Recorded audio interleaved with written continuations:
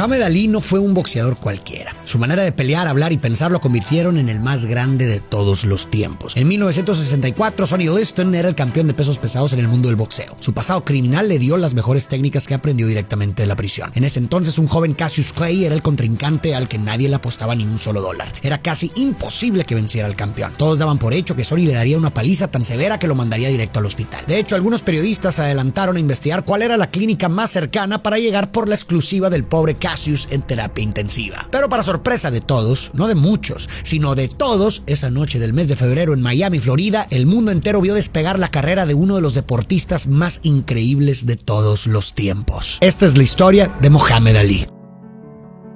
Muhammad Ali nace en Louisville, Kentucky, el 17 de enero de 1942 como Cassius Marcellus Clay Jr. Sí, ese era el nombre que le dieron al nacer. Del cambio a Muhammad hablaremos más adelante y su motivo te va a impactar. Su padre era un pintor de letreros y su madre era trabajadora doméstica. También tuvo un hermano 2 años menor llamado Rudolph, quien, al igual que él, tuvo una carrera en el boxeo, pero no tan exitosa. El inicio de Ali en este deporte fue una tremenda casualidad y todo fue gracias a un robo. ¿Un robo? Suena raro, pero así fue como sucedió. Cuando tenía 12 años, sus padres se esforzaron para comprarle una bicicleta y un día, luego de salir a pasear con un amigo, se dieron cuenta que sus bicicletas habían sido robadas. Lleno de ira, se dirigió a la estación de policías para reportar el acto sin parar de gritar que ojalá tuviera al ladrón en sus manos para darle su merecido. Aquí viene la parte más increíble de esto. El policía que tomó su denuncia era nada más y nada menos que Joe Martin, un gran entrenador de boxeo quien vio algo especial en ese niño y lo invitó a canalizar ese enojo arriba del cuadrilátero. Fue así como Cassius empezaría una excepcional historia en el deporte. Un dato curioso de este suceso es que una réplica de esa bicicleta robada se puede ver en la entrada del Columbia Gym, el gimnasio donde Cassius aprendió a boxear. El ladrón seguramente nunca imaginó lo que iba a provocar con su atraco. ¿Casualidad? ¿Milagro?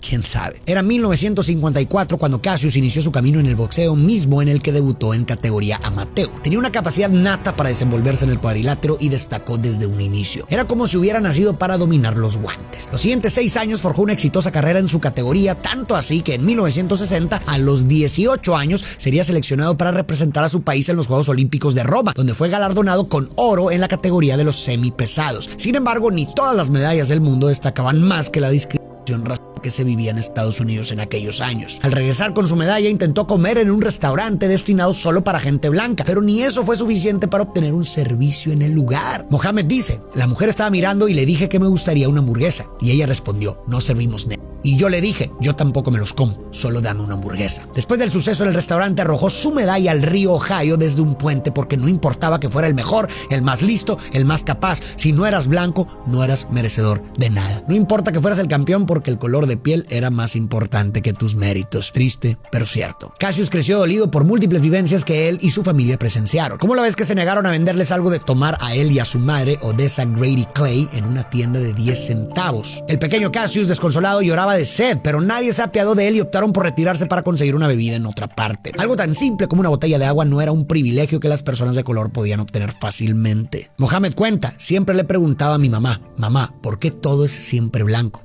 Dije: ¿por qué Jesús es blanco, rubio y con ojos azules? ¿Por qué en la última cena todos los hombres son blancos? Los ángeles son blancos, el Papa, María y todo. Si bien los golpes en el ring son dolorosos, la segregación lo es aún más, y desde la primera vez que se puso los guantes para boxear, sabía que su lucha más importante no sería en el cuadrilátero, sino abajo, donde abogaría por los derechos civiles de los afrodescendientes. Luego de regresar triunfante de Roma, varios entrenadores de renombre tenían el deseo de dirigirlo, pero Angelo Dundee fue el elegido por Clay para que lo guiara en este camino al éxito, y posteriormente se trasladó a Miami para comenzar con sus entrenamientos. Su récord en su etapa amateur no es preciso, pues hubo al menos 4 recuentos: 134 victorias y 7 derrotas, 137 victorias y 7 derrotas, 100 victorias y 5 derrotas, y 99 victorias y 8 derrotas. En octubre de 1960, Clay hizo su debut a profesional, donde obtuvo rápidamente un récord de 15 victorias y 0 perdidos. Cassius no era un boxeador de peso pesado como otros, tenía un estilo muy peculiar que lo destacaba del resto. Poseía una gran agilidad y golpeaba fuerte, características que eran poco usuales en un peso pesado y que se relacionaban más con un peso welter o mediano. Sus movimientos, como el Ali Shuffle, daban la impresión de que estaba bailando. De hecho, muchos boxeadores lo han intentado a lo largo de los años, y si para pelear en el ring era bueno, había otra cosa para lo que Cassius Clay se pintaba solo, y era para decir lo que pensaba sin ningún tapujo. Nada lo detenía para abrir la boca y meterse en uno que otro problema o dar de qué hablar. Sabía que tenía carisma, era gracioso, le fascinaba agradar y poseía una confianza en sí mismo tan grande como él. Esta personalidad tan única era su sello, era lo que lo hacía único en el medio y los tenía todos fascinados. Los noticieros decían: este es Cassius Marcellus Clay, Es joven, es guapo. They know it. Es un poeta, un profeta, y mucha gente cree que será el próximo campeón mundial de los pesos pesados. Se comentaban cosas como: bueno, me dijo que apostara mi vida a que no llegarías a 3 asaltos. Well, if you want to lose your money, then bet on Sunday. Because I'll never lose a fight. It's impossible. Tell him. It's impossible. Never lost a fight in your life. Ask any of my fans when was the last time they lost. I'm too fast. Champion from the crib. King. Born the champ. Born the champ from the crib. Ah! Vi a Sonny Liston hace unos días, Cass, lo sabía. Ain't he ugly? He's too ugly to be the world champ. The world champ should be pretty like me. Y también le gustaba hacer comentarios irónicos para jactarse de lo bueno que era. Last night I cut the light off my bedroom, hit the switch, was in the bed before the room was dark.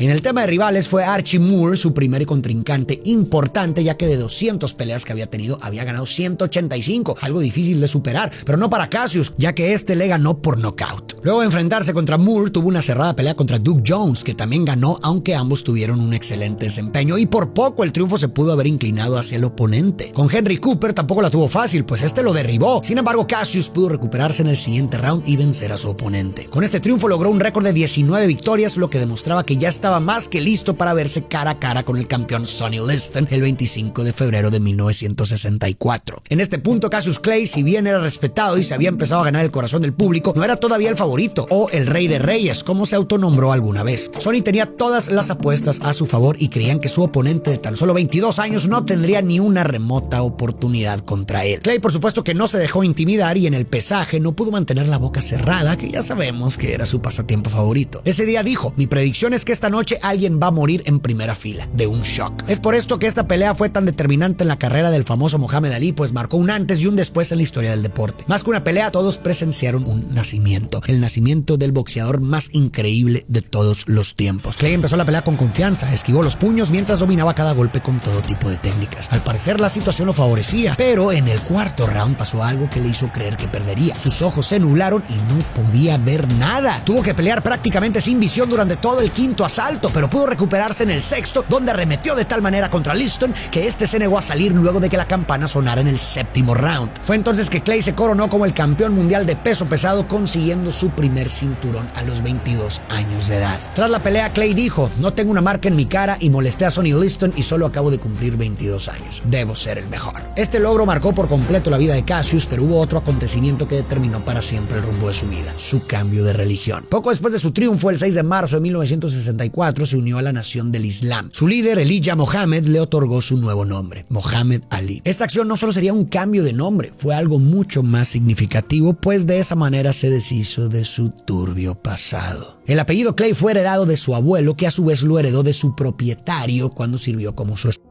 Para Ali era importante eliminar de su vida ese pasado familiar con el que no estaba nada contento, y no había mejor manera de hacerlo que siendo rebautizado con el nombre con el que sería recordado para siempre. Su nuevo nombre era perfecto para él. Mohammed significa digno de alabanzas, mientras que Ali significa el más alto. Abrazó con tanta fuerza su nueva identidad que consideraba un insulto que lo recordaran por Cassius. Posterior a su cambio de nombre, tuvo una racha excepcional en su carrera. Para el 25 de mayo de 1965, Sonny Liston obtuvo la revancha contra Mohammed para obtener el título mundial. Liston comenzó lanzando jabs a la cabeza de Ali y múltiples golpes al cuerpo. Pero aquí viene la parte vital de esta pelea y por la cual fue proclamada como una de las más polémicas de la historia del boxeo: el famoso golpe fantasma. Este derechazo con el que Ali derrumbó a Liston para muchos fue falso y planeado, pues pocos vieron el impacto del golpe en el cuerpo de Sonny. Hubo muchas teorías de lo que pudo haber sucedido, desde que la Nueva York había metido mano para que Liston perdiera, hasta que él recibió amenazas de muerte por parte de Muhammad si no se dejaba ganar. Sin importar cuál haya sido la razón, todo indicaba que Liston ya no quería continuar enfrentándose a Ali, proclamándolo así ganador. ¿Recuerdan que les dije que consideraba un insulto que lo siguieran recordando como Cassius? Pues buscó la manera de castigar a aquellos que permanecían renuentes a llamarlo Muhammad, tal como pasó con Ernie Terrell y Floyd Patterson. Floyd Patterson, al ser cristiano, se negaba a llamarle por su nuevo nombre, algo que enfureció a Ali y quizás le dio las fuerzas para vencerlo por nocaut técnico mientras vociferaba: ¿cuál es mi nombre, tonto? Este comportamiento considerado irrespetuoso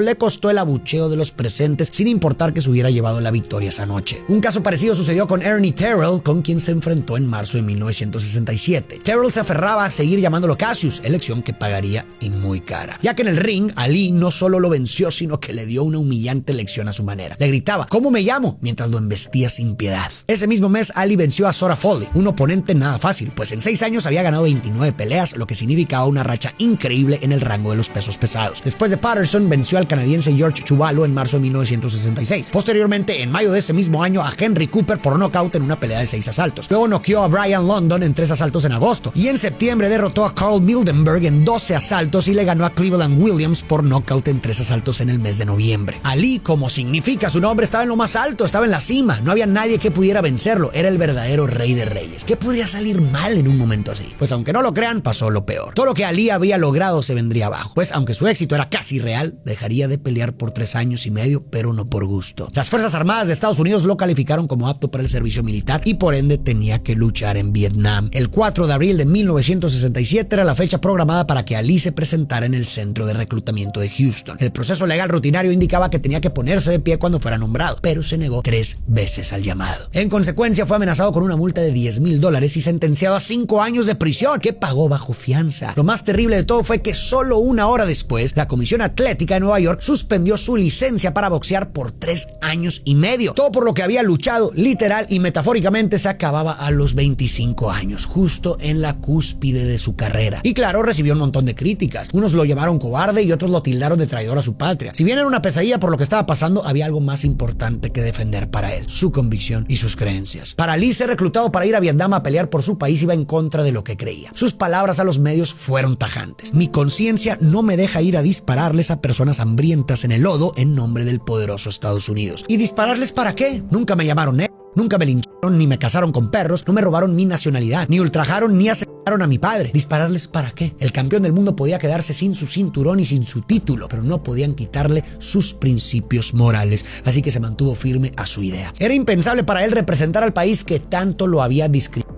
en una en donde millones de personas vulnerables perderían la vida de una manera cruel e injusta. Ali no quería ser parte de eso. Él dijo: hemos estado en prisión por 400 años. No voy a viajar a otro lado del mundo para ayudar a y quemar una nación pobre simplemente para continuar la dominación de los amos blancos sobre los esclavos de piel oscura. El verdadero enemigo de mi gente está aquí. Durante estos 3 años y medio de suspensión se dedicó a dar discursos en universidades de todo el país en los que compartía sus puntos de vista sobre la oposición a la guerra, el orgullo de su raza y la política conservadora del Islam. Con su cambio de religión, llevó su compromiso por los derechos civiles de los afroamericanos en Estados Unidos al límite y se convirtió en un símbolo de resistencia contra el racismo, aunque eso no significaba que tenía la simpatía de toda la población afrodescendiente, ya que muchos de ellos creían que los musulmanes predicaban en contra de los valores tradicionales estadounidenses. Hasta 1970, una corte de Texas dictaminó que la condena hacia Ali era arbitraria e irrazonable y la Corte Suprema de Justicia de Estados Unidos lo declaró libre de culpa y le devolvió su licencia. El campeón no perdió el tiempo y volvió a ponerse los guantes. Su regreso fue exitoso, pues venció a Jerry Quarry y a Oscar Ringo Bonavena. No obstante, su oportunidad de reclamar su título llegó en 1971 cuando enfrentó a Joe Frazier, un antiguo amigo suyo que lo apoyó en su postura sobre Vietnam y le prestó dinero cuando estuvo suspendido el cuadrilátero. Pero la suerte no corrió a favor de Ali,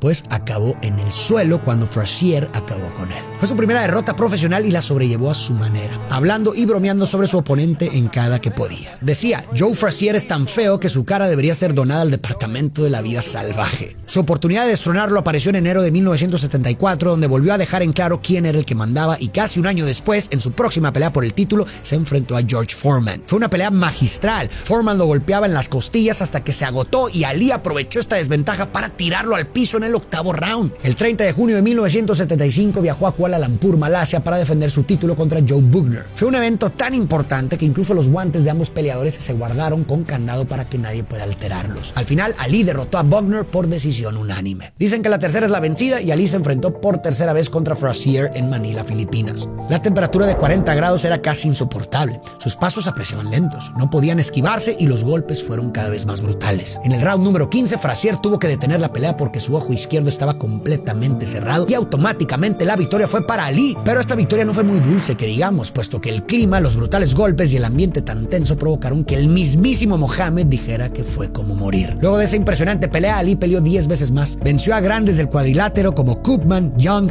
Dunn, Norton, Evangelista, Shavers y perdió su título en 1978 contra Leon Spink, pero lo volvió a ganar ese año. El 26 de junio de 1978, y mientras actuaban en la película Freedom Road, Ali escribió una carta a la Asociación Mundial de Boxeo en la que anunciaba su renuncia al título mundial y su retiro del deporte. En esta carta declaró que estaba exhausto y quería retirarse como el más grande. El gusto le duró poco, pues en 1980 cambió de opinión y a los 38 años volvió al cuadrilátero. Su promotor Don King se encargó de organizar una pelea contra Larry Holmes. Para esta pelea, Ali tenía que pasar algunos exámenes físicos, los cuales no aprobó y aún así le otorgaron la licencia para pelear. Esto fue un verdadero error. El encuentro tuvo lugar en el estacionamiento del Caesars Palace en Las Vegas y aunque Ali mostró una actitud desafiante, no podía contrarrestar los ataques de Holmes, quien mantuvo absoluta superioridad todo el tiempo. La pelea fue declarada deplorable ya que el estado físico de Muhammad no era óptimo y Dundee, que recordemos era el entrenador, decidió detener el combate luego del 10º asalto. En esa pelea, Larry dejó caer algunas lágrimas por haber golpeado al gran deportista que tanto admiraba. Cualquiera pensaría que luego de esa actuación Ali jamás volvería a pisar el cuadrilátero, pero no fue así. Se volvió a subir el 11 de diciembre de 1981 en Nassau, Bahamas, ahora contra el joven de 27 años Trevor Berbick. La diferencia en vitalidad era bastante notable, pues al tercer asalto el cansancio de Ali era más que evidente y los golpes a Berbick parecían no hacerle ni cosquillas. Al finalizar el encuentro, las tarjetas estuvieron a favor del joven Trevor, quien se acercó al ex campeón y le hizo saber que era su inspiración desde que era un niño y que ganaría el título por él. Después de ese evento, Ali anunció su retiro definitivo del boxeo a solo un mes de cumplir 40 años y comunicó que dedicaría su vida a predicar el islamismo. Pero nadie podía predecir lo que pasaría después del retiro de este gran boxeador. 3 años después, en septiembre de 1984, Muhammad Ali fue diagnosticado con la enfermedad de Parkinson. Esta sería la tercera lucha importante con la que tuvo que lidiar en su vida. Según uno de sus médicos, Martin Ecker, pudo haberla adquirido como consecuencia de los fuertes golpes que recibió en la cabeza. Otras opiniones sugirieron que Ali pudo haber tenido una degeneración neuronal latente y el boxeo pudo haber acelerado los síntomas. El doctor Ferdy Pacheco le recomendó que dejara el boxeo cuando los primeros síntomas se hicieron presentes en 1977, pero Muhammad hizo caso omiso. El deterioro del Rey de Reyes fue rápido y dramático. Cada vez aparecía menos en público y cuando lo hacía, su semblante impactaba a todos los presentes. Ya no era el Ali de años atrás, aunque su chispa aún lo conservaba. Pese a su enfermedad, no restringió su vida y se dedicó a las organizaciones benéficas. Estuvo presente en diversos homenajes de personalidades deportivas y acudió a centenares de colectas caritativas. Su deteriorado estado de salud pudo ser visible para todos cuando se encargó de encender la antorcha olímpica de los Juegos de Atlanta de 1996. Creo que más de uno recordará haber visto esto. Y finalmente, el 3 de junio del 2016, Muhammad Ali fallece a la edad de 74 años en un hospital en Phoenix, Arizona. La causa fue un choque séptico de causas naturales. Las ceremonias religiosas empezaron el 10 de junio, en donde la procesión fúnebre atravesó toda la ciudad de Louisville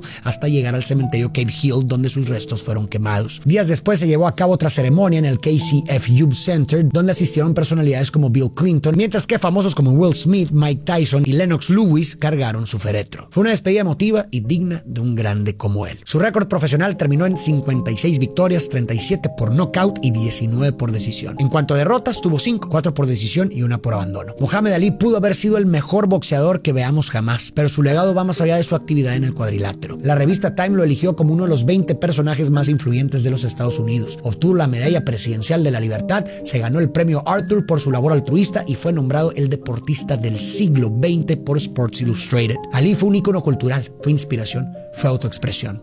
Ali fue, es y será una leyenda.